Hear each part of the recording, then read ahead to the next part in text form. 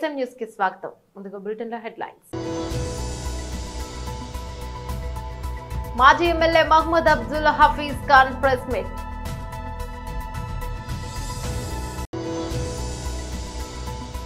మంగళగిరిలో ఇళ్ల పట్టాలు పంపిణీ చేస్తున్న మంత్రి నారా లోకేష్.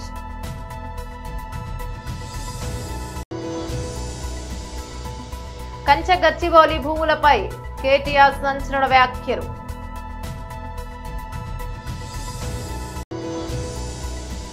బీజేపీ ఓబీసీ మోర్చా రాష్ట్ర అధ్యక్షుడు శ్రీ గంధమల ఆనంద్ గౌడ్ మీడియాతో మాట్లాడారు.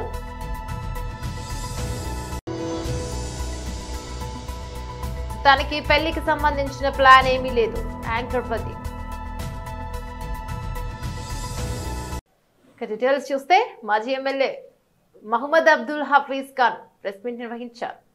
ముస్లిం సమాజానికి దానికి విరుద్ధంగా మీరు ఈ బిల్లుని పెడుతున్నారు, మీరు బుల్డోస్ చేసేస్తున్నారు ఈ బిల్లుని అని చెప్పి కూడా క్లారిటీగా చెప్పడం జరిగింది. ఆర్టికల్ 13 అంటే సుప్రీం ఏమో కాన్స్టిట్యూషన్ అవుతుంది, లెజిస్లేచర్స్ కారు అని చెప్పి చెప్పడం జరిగింది.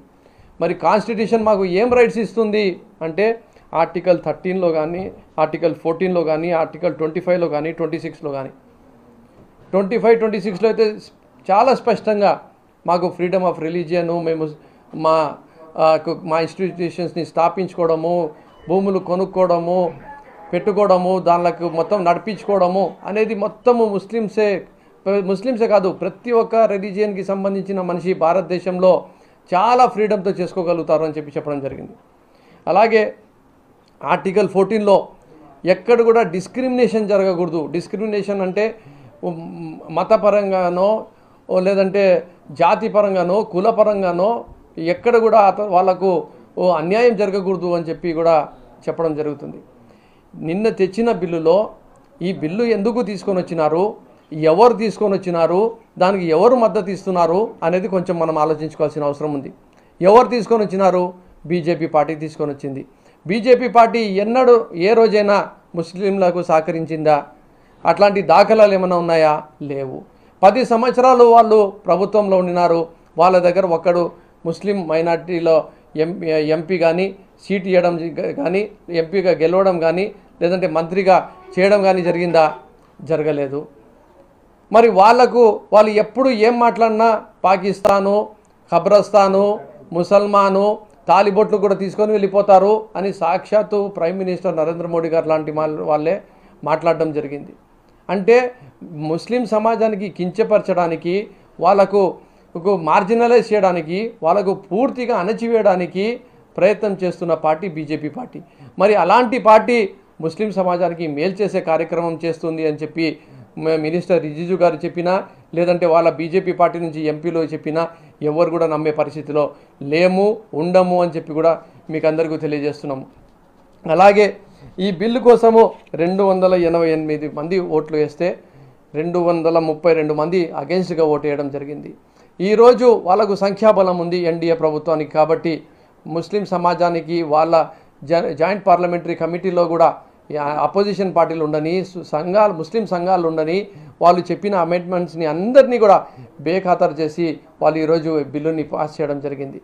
ఆల్ ఇండియా ముస్లిం పర్సనల్ లా బోర్డు ఉండని, జమేతే ఉలెమా ఉండని, జమాతే ఇస్లామీ హింద్ ఉండని, ఇలా సున్నతుల్ జమాత్ ఉండని, ఏ జమాత్ అయినా దేశవ్యాప్తంగా అందరూ చెప్పిన ఒకటే ఒక మాట, ఈ బిల్లు వల్ల మీరు మమ్మల్ని కించపరిచే విధంగా, ఇబ్బంది పెట్టే విధంగా, గొడవలు సృష్టించే విధంగా, కావాల్సుకొని ఉద్దేశపూర్వకంగా రెచ్చగొట్టే విధంగా హిందువుల్లో ముస్లిం.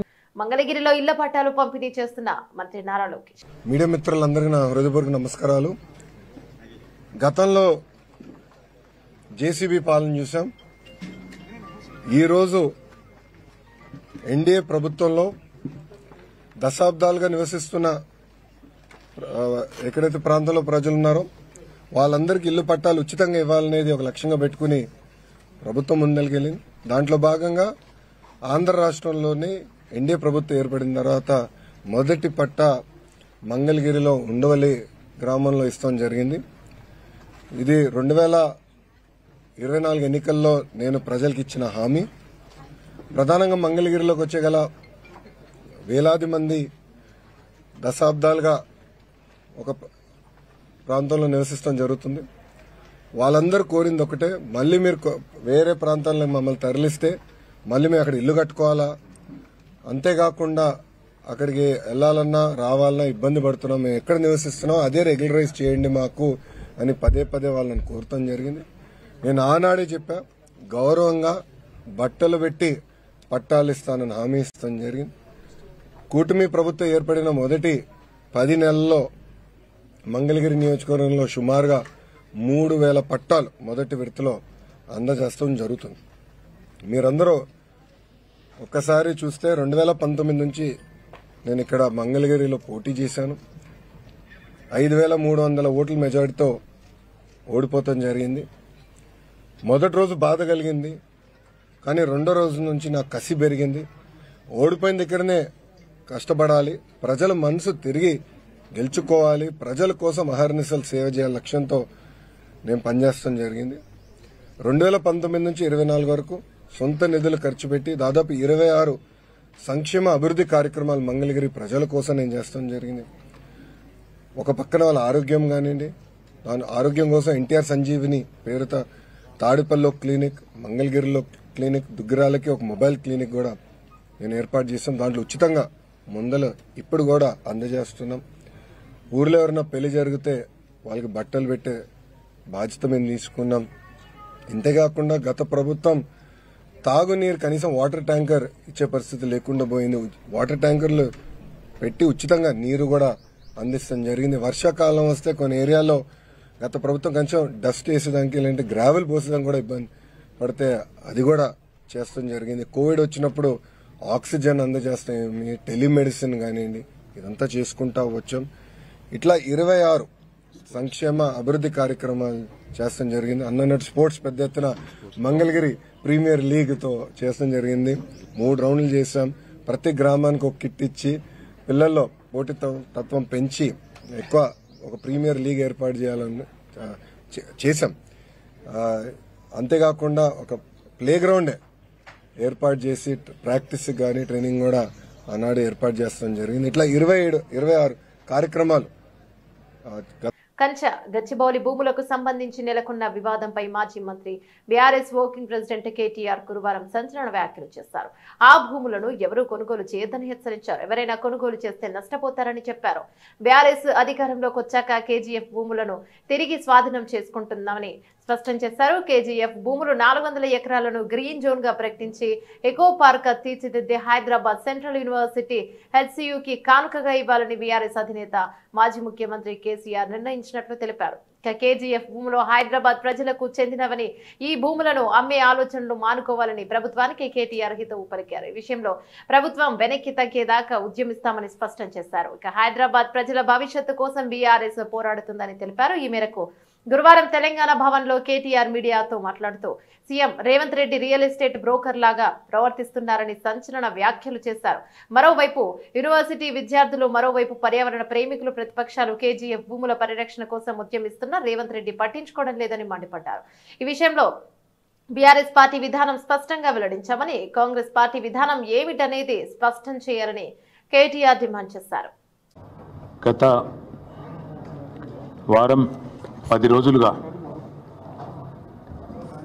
హైదరాబాద్ సెంట్రల్ యూనివర్సిటీలో అక్కడి విద్యార్థులు చేస్తున్న ఆందోళనలు, వారి పోరాటానికి, వారి యొక్క పోరాట స్ఫూర్తికి ముందుగా మా పార్టీ తరపున, హైదరాబాద్ నగర ప్రజల తరపున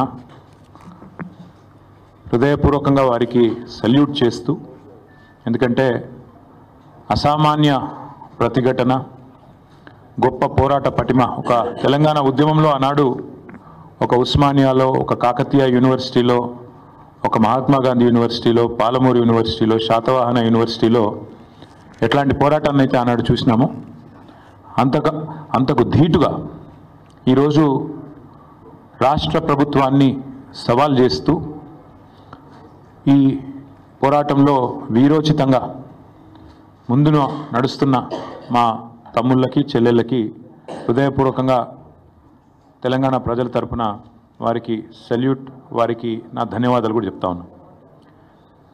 10 రోజులుగా ఇంత పెద్ద పోరాటం జరుగుతుంటే సహజంగా ప్రజాస్వామిక లక్షణాలున్న ప్రభుత్వం అయితే వారిని పిలవాలి, మాట్లాడాలి, వారి ఆందోళనలను విరమింపజేసే ఆలోచన చేయాలి.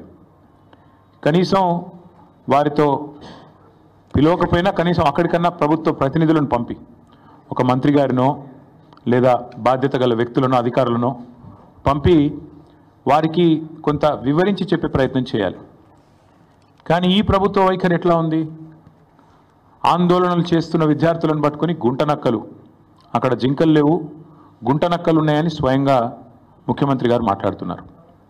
ఇంకొక మంత్రి గారు అయితే పేమెంట్ బ్యాచ్ అని చెప్పి విద్యార్థులను చిన్నగా చేసే విధంగా, వాళ్ళని అల్పంగా చూపే విధంగా ఇంకొక మంత్రి గారు నోరు బారేసుకుంటారు. ఉప ముఖ్యమంత్రి గారు అక్కడ జంతువులే లేవు, అదంతా ఏఐ జనరేటెడ్, ఆర్టిఫిషియల్ ఇంటెలిజెన్స్ ద్వారా జనరేట్ అయిన ఇమేజెస్ అని తన కృత్రిమ మేధస్సును ఆయన బయటపెట్టుకున్నాడు. ఇది పరిస్థితి. మేము ప్రభుత్వానికి చెప్పేది ఏమంటే, ఇది దాయాదుల పోరు కాదు, ఆస్తి తగాదా అంతకంటే కాదు. భూమి నీదా నాదా అని కొట్టుకునేందుకు రేవంత్ రెడ్డి ఆ పిల్లలకు వేలు విడిచిన మేనమామనో బాబాయో తాతనో కాదు. రేవంత్ రెడ్డి ఈరోజు 4 కోట్ల మంది ప్రజలున్న ఈ రాష్ట్రానికి ముఖ్యమంత్రి. అంటే ఈ రాష్ట్రంలో 4 కోట్ల మంది కట్టే పన్నులతో జీతం తీసుకునే ఒక ప్రతినిధి. నిజంగా చెప్పాలంటే రూలింగ్ పార్టీ అని మా పెద్దలు కేసీఆర్ గారు ఎప్పుడు చెప్తుంటారు. రూలింగ్ బీజేపీ ఓబీసీ మోర్చా రాష్ట్ర అధ్యక్షుడు శ్రీ గంధమల్ల ఆనంద్ గౌడ్ మీడియాతో మాట్లాడారు. విద్యాపరంగా ఉద్యోగపరంగా ఒక సబ్జెక్టు, కానీ దాదాపు 1,65,00,000 మందికి సంబంధించిన వాగ్దానాలు చాలా ఉన్నాయి.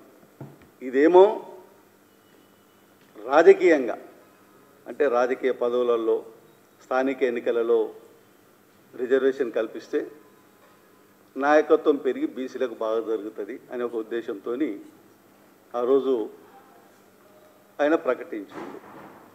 బీసీలు కూడా ఈ రాష్ట్రంలో అత్యధికంగా ఉన్న బీసీలు కూడా గత 10 సంవత్సరాలు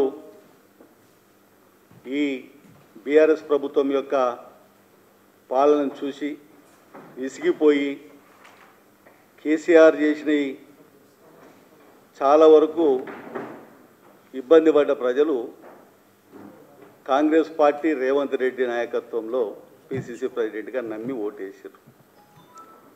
ఎన్నికలే గెలిచిన తర్వాత ఇవాళ రేవంత్ రెడ్డి అధికారంలోకి వచ్చి దాదాపు 15 నెలలు దాటిపోయింది అనుకుంటా.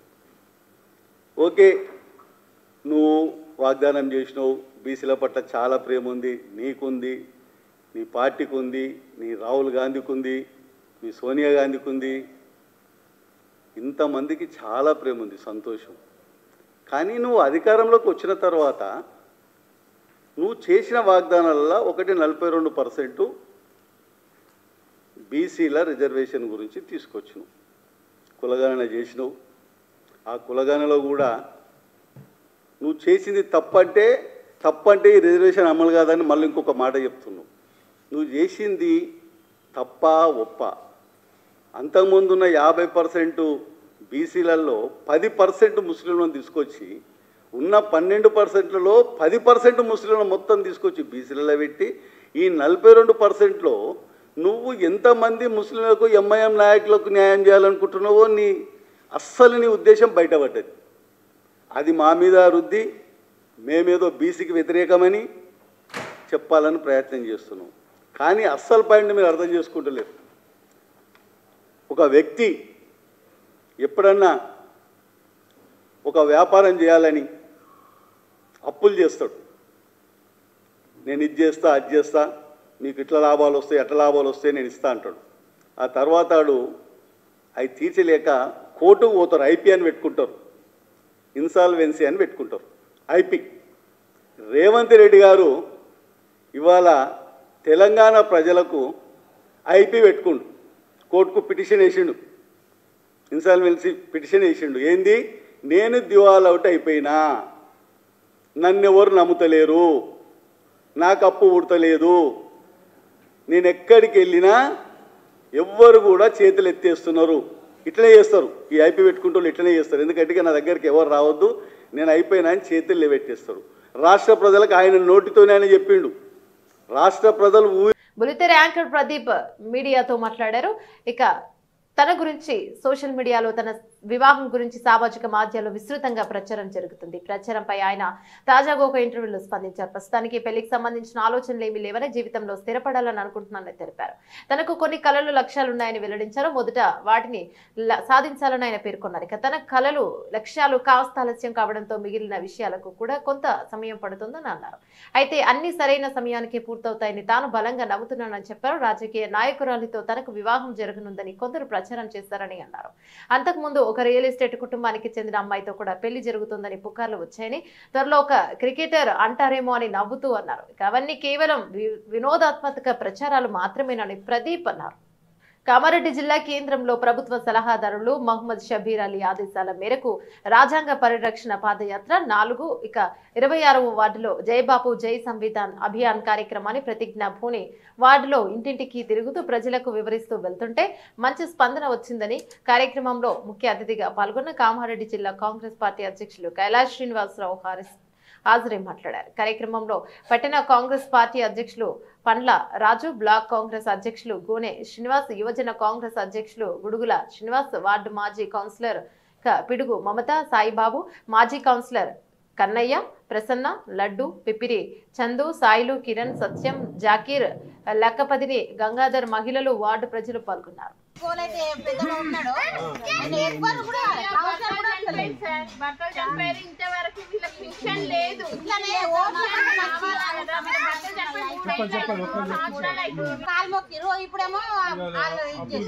ముఖ్యమంత్రి కామారెడ్డికి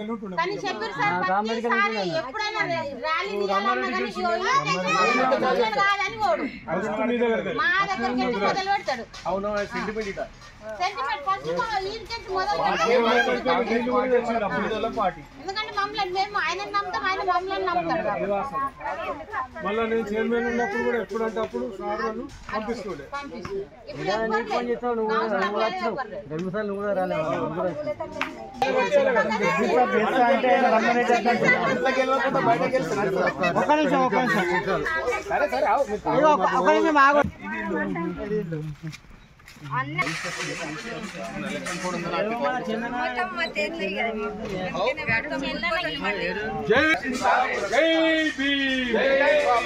జై బాపు, రక్షించాలి, రక్షించాలి,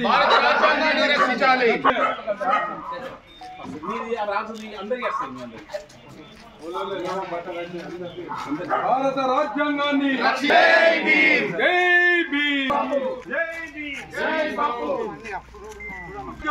రక్షిద్దాం, రక్షించిన భారత రాజ్యాంగాన్ని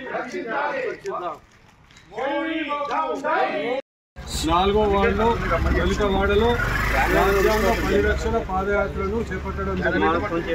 మన పట్టణ కాంగ్రెస్ అధ్యక్షులు, బ్లాక్ కాంగ్రెస్ అధ్యక్షులు, యూత్ కాంగ్రెస్ అధ్యక్షులు, ప్రతి వార్డు కౌన్సిలర్లు, మాజీ కౌన్సిలర్లు, మాజీ కౌన్సిలర్లు వాళ్ళ ఆధ్వర్యంలో, మరి పిడుగు మమతా సాయి వాళ్ళ ఆధ్వర్యంలో ఇక్కడ జరిగింది. ముఖ్యంగా రాజ్యాంగ పరిరక్షణ పాదయాత్ర అంటే భారత రాజ్యాంగాన్ని తుంగల తొక్కాలని చూస్తున్న కేంద్ర బీజేపీ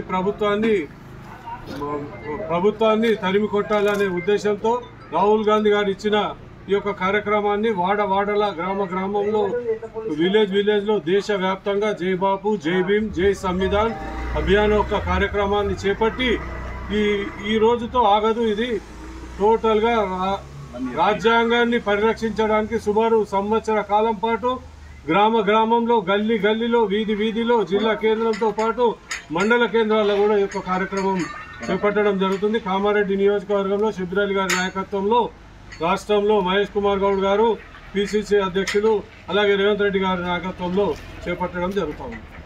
కాంగ్రెస్ పార్టీకి ఓటు వేసినందుకు విచారం వ్యక్తం చేస్తున్నాను. కాంగ్రెస్ ప్రభుత్వం వస్తే పిల్లల భవిష్యత్తు బాగుంటుందని మా పేరెంట్స్ చెప్తే కాంగ్రెస్ పార్టీకి ఓటు వేశాను. ఇప్పుడు కాంగ్రెస్ ప్రభుత్వం పిల్లలకు భవిష్యత్తు లేకుండా చేస్తోంది. ఇది యూనివర్సిటీ ల్యాండ్ కానప్పుడు మా యూనివర్సిటీలో జేసీబీలు ఎందుకు ఉన్నాయి? రేవంత్ రెడ్డిది రియల్ ఎస్టేట్ మెంటాలిటీ. ఫుట్బాల్ పేరుతో మొత్తం 400 ఎకరాలను చూడడానికి వచ్చాడు. ఈ యూనివర్సిటీలో ఉన్నవి జింకలు, నెమళ్ళు ఇంకా ఎక్కడా లేవు. చెట్లు నరికేస్తుంటే జంతువులు, పాములు, నెమళ్ళు భయపడి మా హాస్టల్ వైపు వస్తున్నాయని హెచ్సియు విద్యార్థులు అన్నారు. ఆ యూనివర్సిటీలో ఎందుకున్నాయి యూనివర్సిటీకి సంబంధం లేదు. 400 ఎకరాల్లో ఉన్నాయి. మా యూనివర్సిటీ అండి, మేమున్నది అది, మా క్యాంపస్ లోపల ఉన్నది, మా కంపౌండ్ లోపల ఉన్నది అది. ఏమంటున్నారంటే ఇది ప్రజల ఆస్తి, ప్రభుత్వ విజయం, మేము కోర్టులో కేసేసి కొట్లాడి గెలుచుకున్నాం. ఇది అప్పుడెప్పుడు ప్రైవేట్ సంస్థ కేటాయించిన 1974 యూనివర్సిటీ ఎస్టాబ్లిష్మెంట్ అయింది. అప్పుడు మాకిచ్చింది యూనివర్సిటీ ల్యాండ్ కేవలం అకాడమిక్ పర్పస్ కి మాత్రమే యూజ్ చేయాలి. అవునా కదా? యూనివర్సిటీ ల్యాండ్ అకాడమిక్ పర్పస్ కి యూజ్ చేయడం. ఇప్పుడు యూనివర్సిటీ ల్యాండ్ కాదని చెప్పినప్పుడు యూనివర్సిటీ స్టూడెంట్స్ ఎందుకు రేగుతున్నారు నాకు అర్థం కాదు. ఇప్పుడు పెయిడ్ ఆర్టిస్టులు వాళ్ళందరూ చేస్తున్నారంటే మీకు మీడియా కలో లేదు, కానీ లోపల వచ్చి చూడండి ఎంత మంది, వందల జనాలు ఒకే మోటో మీద ఉన్నారు, వందల స్టూడెంట్స్. వాళ్ళకి ఏం అవసరం క్లాస్ లో వదిలిపెట్టుకొని చేయడానికి? అంటే ఇప్పుడు ఈ గేట్ల మధ్యలో ప్రొటెస్ట్ చేయడం అంటే ఈ మాత్రం స్వేచ్ఛ, ప్రొటెస్ట్ చేసుకునే స్వేచ్ఛ లేదు తెలంగాణలో. ఏం చెప్తారు సీఎం గారికి పర్సనల్ గా నేను ఓటేసాను.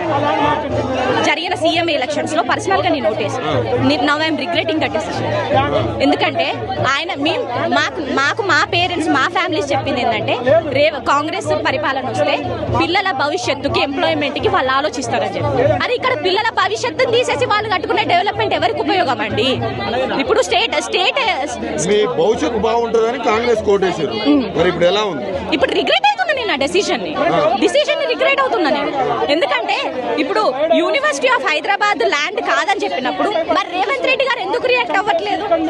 ఇప్పుడు రియాక్ట్ అవ్వచ్చు కదా, యూనివర్సిటీ పక్క ప్రూఫ్స్ తో ఉండొచ్చు కదా. మీరు కూడా మొత్తం ఏదో కొన్ని ప్రతిపక్ష నాయకులు ఫేడ్ బ్యాచ్ అట్లా కూడా వార్తలు వినపడుతున్నాయి. స్టూడెంట్స్ అండి మేము. AP deputy CM Pawan Kalyan పై ప్రముఖ నటుడు ప్రకాష్ రాజ్ మరోసారి కీలక వ్యాఖ్యలు చేశారు. తాజాగా ఇంటర్వ్యూలో పాల్గొన్న ఆయన జాతీయ అవార్డులు, పాలిటిక్స్ పై తన అభిప్రాయాలను పంచుకున్నారు. ఇందులో భాగంగా పవన్ గురించి కూడా మాట్లాడారు. రాజకీయాల్లోకి అడుగుపెట్టిన సమయంలో ప్రజా సమస్యల గురించి మాట్లాడిన పవన్ ఇప్పుడు అధికారంలోకి వచ్చాక వాటి గురించి పెద్దగా పట్టించుకోవడం లేదనే భావన ఈ సందర్భంగా ప్రకాష్ రాజ్ వ్యక్తం చేస్తారు. అధికారంలో ఉండి కూడా ప్రజా సమస్యలు పరిష్కరించకుండా టైంపాస్ పనులేంటి అని నిలదీశారు. అన్ని రకాలుగా మాట్లాడడానికి ఇదేం సినిమా కాదన్నారు. కాగా గతంలోనూ పవన్ ఉద్దేశించి ప్రకాష్ రాజ్ సోషల్ మీడియా వేదికగా పోస్టులు పెట్టిన విషయం తెలిసిందే. ఇక తిరుమల శ్రీవారి ప్రసాదం లడ్డు వివాదంపై మాట్లాడిన ప్రకాష్ రాజ్ ఇది చాలా సున్నితమైన అంశంగా పేర్కొన్నారు.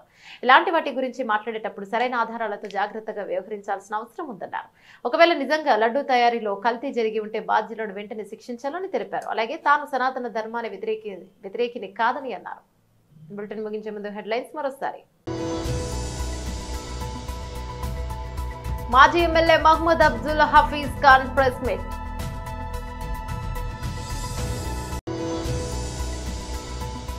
మంగళగిరిలో ఇళ్ల పట్టాలు పంపిణీ చేస్తున్న మంత్రి నారా లోకేష్.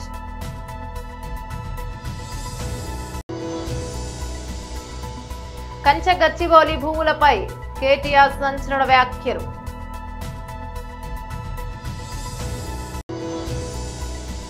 బీజేపీ ఓబీసీ మోర్చా రాష్ట్ర అధ్యక్షుడు శ్రీ గంధమల ఆనంద్ గౌడ్ మీడియాతో మాట్లాడారు.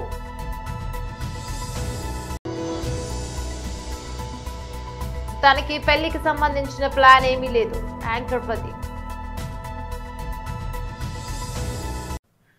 ఇవి బులెటిన్ డీటెయిల్స్. మరో బులెటిన్ మళ్ళీ కలుసుకుందాం. అంతవరకు సెలవు. నమస్తే.